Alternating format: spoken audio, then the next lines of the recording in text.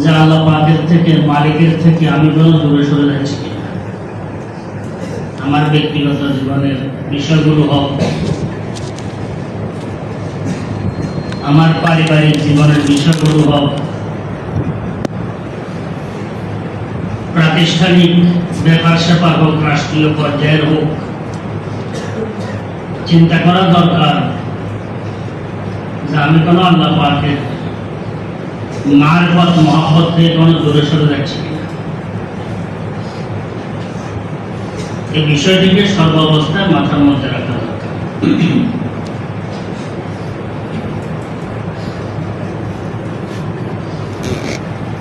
কিছু বাদশাহ এরা খুব দিনদার ছিলেন, কেউ থাকে নাই, থাকবে না, আমরাও থাকবো না, কিন্তু কথাগুলো থেকে যায়।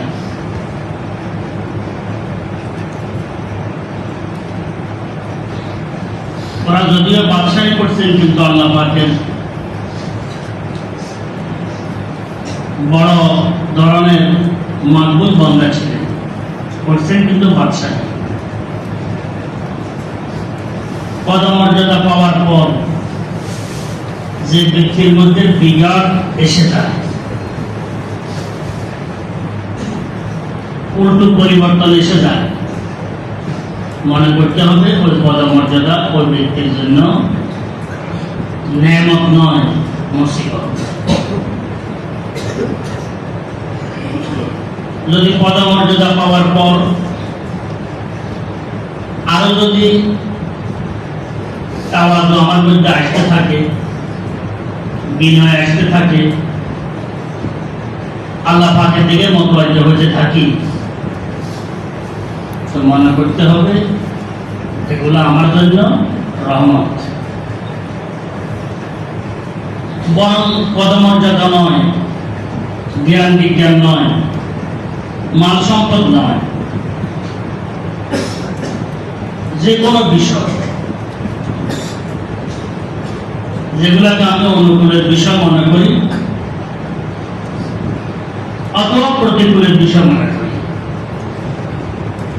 যেগুলোকে জাহিরিভাবে আমি নেয়ামত মনে করি, হতে পারে যেগুলোকে আমি জাহিরিভাবে বিপদ মনে করি, মুসিবত মনে করি।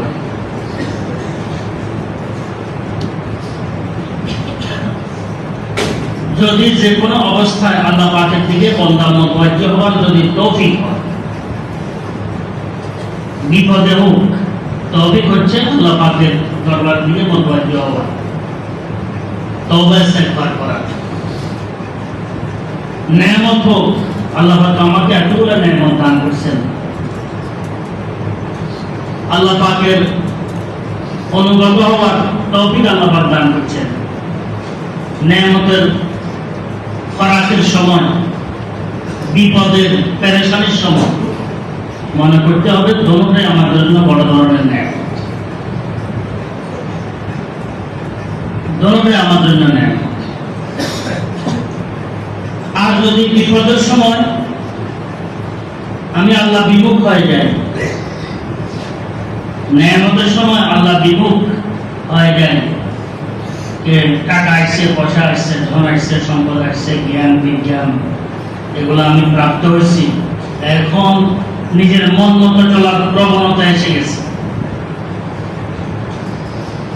সত্য মিথ্যার তারতম্য নাই, জায়েজ না জায়েজের বিবেচনা নাই, হালাল হারামের চিন্তা ভাবনা নাই, বস আমি চলতেছি, মন মতো চলার প্রবণতা এসে গেছে। তো মনে করতে হবে এই নেয়ামত বড় ধরনের বিপদ আমার জন্য, যেমন ফেরাউনের জন্য বড় ধরনের বিপদ হয়েছে। অধিপতি হওয়াটা, বড় ক্ষমতাধর শক্তিধর হওয়াটা তার জন্য বিপদ হয়েছে। কারণের জন্য কারণের মাল বিপদ হয়েছে। হামানের জন্য হামানের জ্ঞান বুদ্ধি বিপদ হয়েছে। হামান তো বড় তদানীন্তনকালের বুদ্ধিমান ছিল, তাকে বুদ্ধিজীবী হিসাবে মানুষ মনে করত। ফেরাউনের পরামর্শদাতা ছিল হামান। জ্ঞান বুদ্ধি তার ভালো ছিল, কিন্তু আল্লাহ বিমুখ ছিল, যার কারণে এই জ্ঞান তার জন্য বিপদে পরিণত হয়ে গেছে। যে কোনো সময়ের মধ্যে যদি আমরা আল্লাহ পাকের দিকে মতবাজ্য করি, ধীরে কমতে না থাকি, বহু সময় ধীরে কমতে কমতে বাসার আর কি শেষ পর্যায়ে লাভ পাওয়া যায় না, খালি ধীরে কমতে আছে। এটার থেকে এটা হয়েছে, ওটার থেকে এটা হয়েছে, ওটার থেকে এটা হয়েছে, ওটার থেকে এটা হয়েছে, হইতে হইতে নিজে হারিয়ে গেছে। फलसफी को बहुत के हम दर खुदा मिलता नहीं, दौड़ तो सुलझा रहा है फुरसरा मिलता नहीं।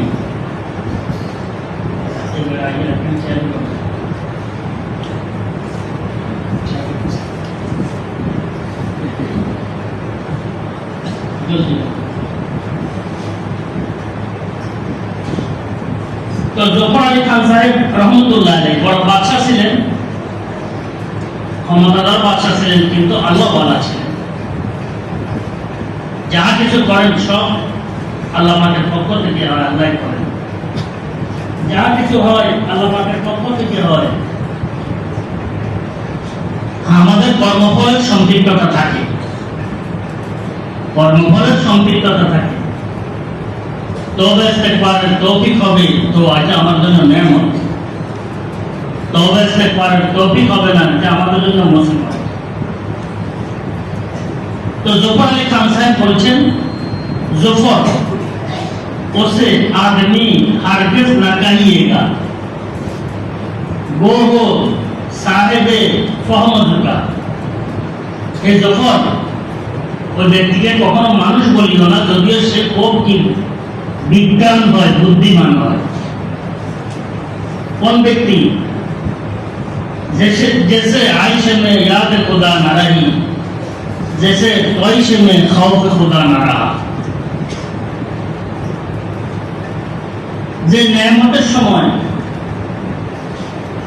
আল্লাহ পাকের স্মরণ তার মধ্যে নাই, আর যে ব্যক্তি বিপদগ্রস্ত হওয়ার পর আল্লাহ পাক মুখী সে হয় নাই, তো এই যত বুদ্ধিমান হোক, বিজ্ঞান হোক, তাকে তুমি মানুষ বলিও না। এই কারণে আমাদের কাজ হচ্ছে সবকিছু আল্লাহ পাকের পক্ষ থেকে হয়, সবকিছু আল্লাহ পাক করেন, আল্লাহ পাকের হুকুম ছাড়া কিছু হয় না। আমাদের কর্মফলের সম্পৃক্ততা আছে। আমরা যদি ভালো করি, ভালো ফলাফল সামনে আসবে, আর যদি খারাপ করি, খারাপ ফলাফল সামনে আসবে। কিন্তু ভালো করার পর যদি ভালো ফলাফল সামনে আসে, আল্লাহ পাকের নেয়ামত, আল্লাহ পাকের দিকে মুতওয়াজ্জিহ হওয়া দরকার, আল্লাহ পাকের শুকর আদায় করা দরকার। খারাপ কিছু পরিপেক্ষি নিয়মিত করতে থাকি, দুর্বলতার শেষ নাই, ভালো ফল আসবে না, কর্মফলে আসবে। তখন যদি আল্লাহমুখী হয়, তওবা ইস্তেগফারের সাথে লেগে থাকি, আল্লাহ পাকের মহব্বত, আল্লাহ পাকের মারফত অর্জন করার বড় একটা রাস্তা সুগম হবে, চলাটা সহজ হবে। এই কারণে বলতেছিলাম, আসলে বহু সময় আমরা আলোচনা, পর্যালোচনা, বিভিন্ন রকমের সমালোচনায় লিপ্ত হয়ে আসল বিষয়গুলো আমাদের জ্ঞানের আড়ালে চলে যায়, চোখের আড়ালে চলে যায়। আল্লাহ পাকের কথা আমাদের স্মরণে আসে না। জ্ঞান বিজ্ঞানের যত প্রভাব বাড়তেছে, পক্ষান্তরে আল্লাহ থেকে দূরে সরার রাস্তাও বাড়তেছে, যদি আমরা আল্লাহমুখী না হই। খুব লক্ষ্য করা দরকার। জ্ঞান বিজ্ঞান বড় নেয়ামত, যদি নেয়ামত হিসাবে গ্রহণ করি। জ্ঞান বিজ্ঞান বড় ধরনের আযাব, যদি নেয়ামত হিসাবে গ্রহণ না করি। এই কারণে মুসলমানদের জন্য জ্ঞান বিজ্ঞান যদি আল্লাহ পর্যন্ত পৌঁছায়, মুসলমানদের জন্য বড় ধরনের নেয়ামত, মুসলমানদের কামিয়াবি এটার মধ্যে নিহিত। আর যদি আমরা আল্লাহ বিমুখ হইয়া যাই, মিথ্যার সাথে সম্পৃক্ত হইয়া যাই, অপবাদের সাথে সম্পৃক্ত হইয়া যাই, জুলুমের সাথে সম্পৃক্ত হইয়া যাই, কিভাবে নিজেকে উপরে উঠাবো, কিভাবে নিজের কথাগুলো বলবো, কিভাবে নিজের দল মতকে সামনে বাড়াবো, কিভাবে নিজের আধিপত্য বিস্তার করব, এই সমস্ত বিষয়গুলো যদি মাথার মধ্যে থাকে, যদি জায়েজ না জায়েজের বিষয়গুলো কি মাথার মধ্যে না রাখি, তাহলে এই জ্ঞান বিজ্ঞানের দুটি পয়সাও লাভ নাই, বরং হওয়ার চাইতে না হওয়াটাই কি শ্রেয় ছিল। এটা আযাবে পরিণত হয়ে যাবে, আযাবে পরিণত হয়ে যায়। এক গোষ্ঠী অনাবৃষ্টি ভুগছিল, মেঘ আসতেছিল, কালো মেঘ, খুশি হয়েছে যে বৃষ্টির মেঘ আসছে, আসলে সেটা ছিল আযাবের মেঘ। কোরআনে কারীমে তা উল্লেখ করা হয়েছে। এটা ছিল আযাবের মেঘ, এটা আযাবের মেঘ ছিল। আল্লাহমুখী হয় নাই তারা, আল্লাহমুখী না হওয়ার কারণে এই বৃষ্টি যে মেঘের থেকে বর্ষিত হয়, ওই বৃষ্টির মেঘ থেকে আল্লাহ পাক কি পাথর বর্ষণ করছে, আযাব বর্ষণ করছে।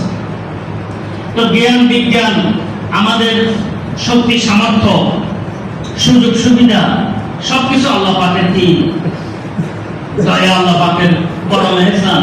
এগুলাকে যেন আমরা অপব্যবহার না করি। অপব্যবহার করব তো আল্লাহ পাক আমাকেও ছাড় দিবেন না, ছাড়বেন না। এগুলাকে যেন আমরা অপব্যবহারে ব্যবহার না করি। এগুলা দিয়ে নিজের মন আর মহাব্বত, মনের প্রবণতা, দিলের চাহিদা পূরণে যেন এগুলা ব্যবহার না করি।